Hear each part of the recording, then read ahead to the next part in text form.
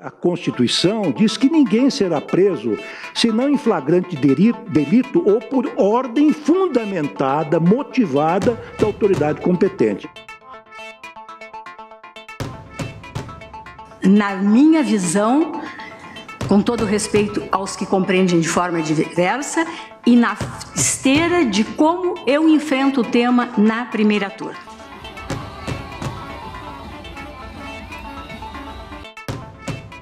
Querem me prender para calar minha voz?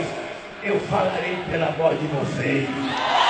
Querem me prender para minha cabeça não emitir pensamento? Eu pensarei pela cabeça de vocês.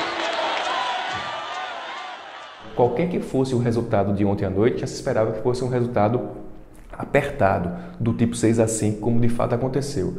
E prevaleceu o entendimento de que, no caso específico do presidente Lula, do ex-presidente Lula, e se disputa em torno da prisão em segunda instância, deveria ser executada a pena já a partir dessa segunda condenação. Tem dois elementos importantes agora para o ex-presidente Lula.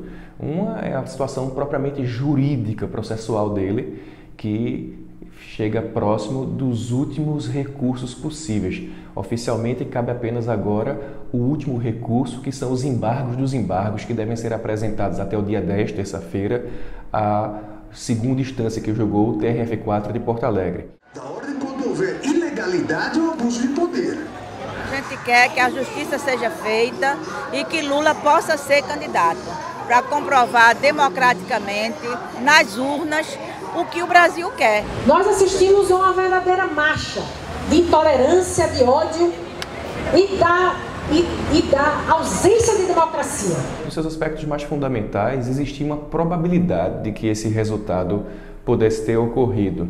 Existiam aí dúvidas acerca do posicionamento de uma ministra que foi pivotal, foi a ministra Rosa Weber. E pessoalmente ela tinha um posicionamento a respeito da prisão em segunda instância, contrário a essa definição, porém, pelo histórico de votações da mesma magistrada na Suprema Corte, entendia-se que ela tendia a votar com a maioria da turma a qual ela pertencia no Supremo Tribunal Federal. Eu, que privilegio o princípio da colegialidade, eu conheço deste habeas corpus, consubstanciado no aditamento que se ofertou, ressalvando a minha posição pessoal a respeito do tema.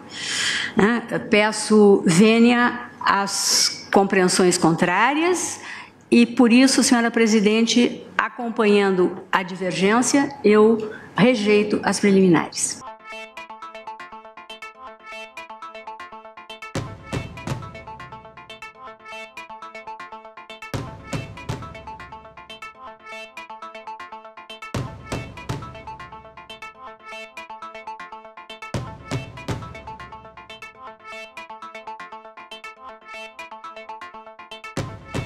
O que acontece é que a legislação em vigor diz muito claramente que quem foi condenado em segunda instância cai na inelegibilidade, na chamada lei da ficha limpa. E esse é um problema muito sério para Lula, enquanto maior liderança carismática e política do país, que ele vem liderando as pesquisas, e para a sua agremiação partidária, o Partido dos Trabalhadores, que tem uma dependência extrema da sua própria figura, ficando quase sem quadros para lançar, para substituir o presidente, com a possibilidade, hoje entende os analistas políticos, e me colocam entre eles, menor de transferência de votos e, sobretudo, de um eventual candidato ungido por ele, de conseguir votos de candidatos não petistas ou de eleitores que não votam no PT. A gente já sabia que essa luta ia continuar, né? Então nenhum de nós se surpreende. O sentimento nosso é esse, é de indignação, mas de muita disposição de todos e todas vocês de lutar pelos sonhos da gente, pelo país da gente, pela democracia, pela liberdade de Lula. Se eles acham que vão nos calar, que vão nos prender, que vão fazer com que a gente volte para casa e amanhã não tenha coragem de sair na rua, estão muito enganados. A situação do ambiente político brasileiro se agrava. Ou seja, o ambiente político torna-se mais polarizado do que já estava, e não era pouco, torna-se mais tóxico. Muito provavelmente, pelo decorrer dos eventos mais recentes, Lula não deverá ser candidato, mas continuará influenciando a campanha político-eleitoral, esteja ele privado de sua liberdade, ou em prisão domiciliar, ou solto, porém tornado inelegível, atuando como cabo eleitoral para aquele candidato que ele vai ungir. O que se discute é se o PT tem um quadro, que se fala muito em duas grandes figuras, o ex-prefeito de São Paulo, Fernando Haddad, e o ex-governador da Bahia e ministro da articulação política, Jacques Wagner. Porém, as candidaturas da esquerda tendem a se pulverizar na ausência do ex-presidente Lula. Você teria aí a candidatura de Ciro Gomes, Manuela Dávila, Guilherme Boulos, dividindo os votos da esquerda. Por outro lado, o grupo político de centro-direita também não é unido, não tem uma candidatura única.